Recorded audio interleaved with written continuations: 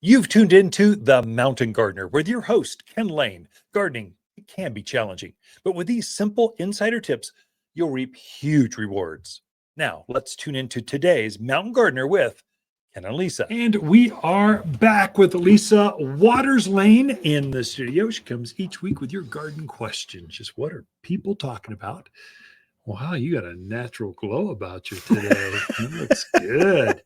Because I've been running around the garden center. My hottie gal. You've been married for a lot of years, and you still are the apple of my eye. You still catch my attention in a crowded room. You're still purty, honey. Anyway, Thank you, dear. We do radio together as well. We run a company together. So business partners.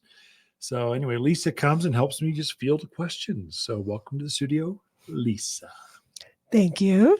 Good to be here. It is. Good to be here in spring, enjoying. It's a beautiful day today. It feels like it, yeah. Yes, I know we got a little bout of cold, and then it looks like it's up into the 70s. I mean, it could be July, and there's a little bout of cold in the mountain. It could be a hailstorm with 3 inches of hail out there. So you just never know. That's the mountains. That's part of the beauty. Right. And, people are always concerned, well, can I still plant?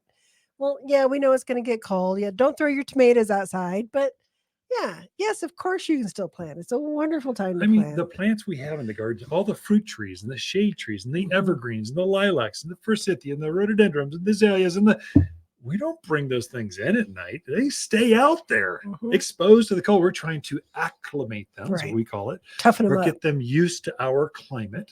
So even the greenhouses, we don't heat. We let them go down to ambient temperature. We just try to keep the frost off of them so they look fantastic all the time. But we're trying to acclimate them too. So we're not bringing them in.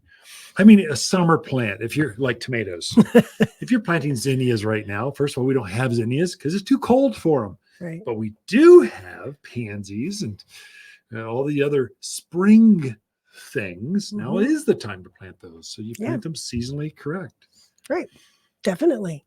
It does feel like spring though. Finally, it's nice. It's during the day. I finally had just a t-shirt on. And I lost my winter weight, which is kind of good. So I look good in an apron. So we wear aprons at the garden center. For those who've never been, we all have aprons. That's how you ID us. It's anyway. And I don't know my where apron's you're going. thinning. It's the people are going, hey, you look pretty good. Spring's looking good on you. I'm going, well, thank you very much. I feel better about myself and my customers. That's good. I wish I'd lose my winter weight. I'll have to work on that. What garden questions do we want? Because I'm not touching the weight thing with you. Moving on. You have learned something in 36 years. Right. I'm impressed. All right. So Cindy's out in Chino. So last year, her apple trees had a lot of cotling moth worms in them. Just doesn't want to repeat that. Wants a good crop. She wants to make her applesauce and her apple pie. Without worms. She knows, how do you prevent that? Yeah, easy. This is easy. Well, it's not easy. It's going to take some work. But if you know what to do, it's not that hard of work. So apples and pears, those two fruits get in them called what we call codling moth. It's a little tiny worm that's actually a moth larva. She comes and lays her eggs on your fruit. The larva stage comes in and burrows its way and lives inside the fruit until it matures, comes back out, burrows its way back out, and then flies around and lays more eggs. So we call them codling moths. We can have up to 2 to 3 waves of codling moths per season because we've got such a long season. And so she loves to lay her eggs into that pollinating fruit. So as the apples or pears bloom, they're pollinating. There you see bees floating around, moths are floating around, and they're pollinating all the flowers. Well, just as the petals start to drop, she goes, hey, if I were to lay my egg right inside that flower, the fruit will actually form over my egg, and then it's protected from all the ladybugs and all the other things that eat my children, and they'll be good to go. And so the best time to spray, the absolute best, is just as it looks like it's snowing, only with flower petals from your fruit trees. Spray it right then with horticultural oil. it will obliterate them. So it coats that egg. They're always active about right then. There's a repelling action to it, kind of coats the flower to it. So hit them with hort oil. It's organic. It's as safe as you can get, just as the petals drop. Now you've got other, you said 2 to 3 waves. So now you've got smaller fruits and they come back at you again. Oh my gosh, these things are irritating. She'll lay her egg on the outside of the fruit. The larva will hatch, burrow in. Once it's inside the fruit, there's no getting it out. Then burrow back out when it's mature. The only way to know when the next waves of codling moths hit you is by putting up what's called a codling moth trap. You hang a little tiny, it's got a pheromone in there, and a kind of a love attractant for codling moths. And nothing's in there for weeks. All of a sudden you go check that trap and there's like 3 moths in there. No, where'd they come from? The next night you come in, there's like 10 moths. Like at the end of the week, there's like, the thing is filled with moths. Codling moths are busy. They're making whoopee on my fruits.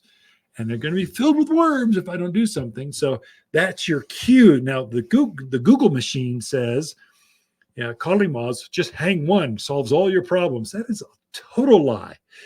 All a trap does is a monitoring system to know when do I spray next. Mm-hmm. So when the trap has a lot of moths in it, that's when that's a cue. Spray it right then. And so just about anything will take out a codling moth. So your oils are kind of organic and natural and safe. We've got an inside-outside spray that's good for fruit trees. Come see us if you see that. Get a codling moth trap mainly. So, and if it's early enough, you could probably spray it with hort oil again. I think you can spray horticultural oil up until 85, close to 90 degrees.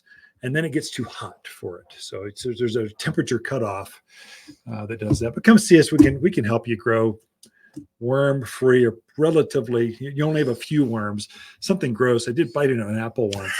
And only the wiggling body. Half the body was in my mouth. Gross. Half was wiggling the apple. I'm going, okay, that's kind of gross. Moving on.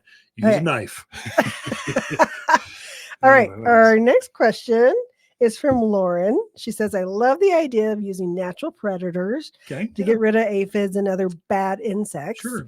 But do ladybugs and praying mantis, do they really work well enough out in your yard? Well, sure they do. Yeah, Lauren, first of all, it's fun. If you got kids, you need those because it's just fun. If you release ladybugs into the yard, you're going to have ladybugs for the rest of the season in your yard.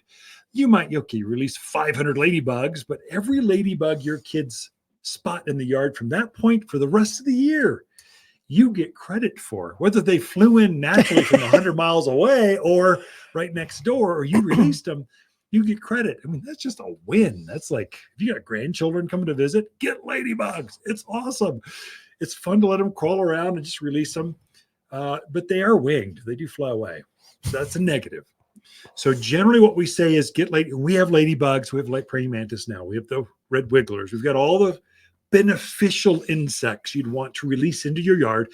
We have them here at Watters Garden Center now. You can put them out now. If you see aphids, let's say on your yuccas or your rose bush or your fruit trees or your wherever you see a problem, take the ladybugs, wet down that area where the aphids are. Don't hose them off, just moisten it. And then release the ladybugs at the base of the plant. They're not going to fly away from the mulch or the rocks underneath. They're going to crawl up. And as they crawl up, they're going to find stuff to eat because they're ferocious. And they're going to eat them. And as long as there's food there, they're going to keep eating. As soon as they're done, as soon as that food source is gone or your problem's gone, they're going to take flight and fly to the next available food source. Might be the rose bush next over, or it might be down the street. We don't know, but they're going to be flying around looking for food. Moisture, because they're thirsty. So the moisture keeps them around. So they're going to have a drink and then they're going to have an eat. So those two things, and then release them at night. So they're doing this. If it's just light, they're going to go, oh, the sparkly's over there. Look, I'm going to fly away. But at night, they don't fly at night. So if we release them at the base of the plant, moisten that area first and then let them go. Praying mantis are different. That's an egg casing. So you put this praying mantis egg case out there, then they release later when it's temperature related. Well, I don't know when that'll be, but it'll be later It's than temperature now. related. It's temperature related. Well, we are out of time like that. Lisa, Ken and Lisa Lain, the Mountain Garden. Watters Garden companion plants of the month are lilac, poppy, columbine, and our purple twist plum. This Arizona plum is the ideal purple tree between evergreens. Blooms in a profusion of pink flowers that precede the deep purple foliage. Large enough to use as a front yard tree and behaved enough to use as a street tree. Plant pears flanking gateways, driveways, or an orchard-like rows to screen neighbors. Purple twist plum can only be found at Watters Garden Center in Prescott. For a more fruitful garden, increased success in the landscape that just feels better, then tune in daily to the Mountain Gardener podcast. Subscribe through your favorite podcast streamer or visit wattersgardencenter.com. Better yet, visit me directly right here at Watters Garden Center. Thanks for tuning in.